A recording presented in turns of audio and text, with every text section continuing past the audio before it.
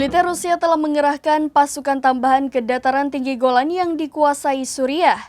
Pengerahan ini terjadi setelah Israel meluncurkan serangan ke Suriah hingga menewaskan 7 pejabat Iran.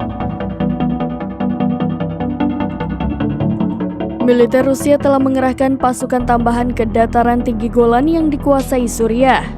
Pengerahan ini terjadi setelah Israel meluncurkan serangan ke Suriah hingga menewaskan 7 pejabat Iran. Kementerian Pertahanan Rusia menyebut pasukan yang berasal dari polisi militer ditugaskan untuk meredakan ketegangan di Provinsi Quneitra dan Dara.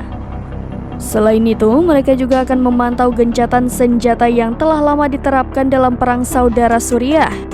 Rusia mengatakan polisi militer Suriah terletak di bawah pos pengamatan Rusia yang didirikan untuk memantau kemungkinan provokasi. Sebelumnya, Kementerian Luar Negeri Rusia mengutuk Israel atas serangan di gedung konsulat Iran pada Senin 1 April 2024. Serangan itu menewaskan 2 jenderal Iran serta 5 perwira militer. Juru bicara Kremlin Dmitry Peskov mengatakan serangan semacam itu melanggar seluruh dasar hukum internasional. Oleh karena itu, Moskow meminta Zionis untuk menghentikan tindakan yang sama sekali tidak dapat diterima. Seperti diketahui, kehadiran militer Rusia di Suriah bukan sesuatu yang baru.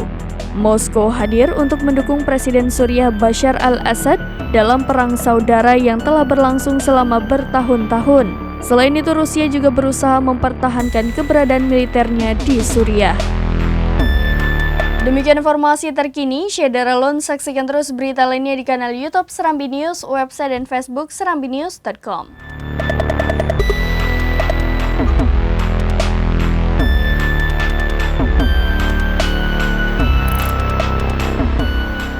Download Tribun X sekarang, menghadirkan lokal menjadi Indonesia.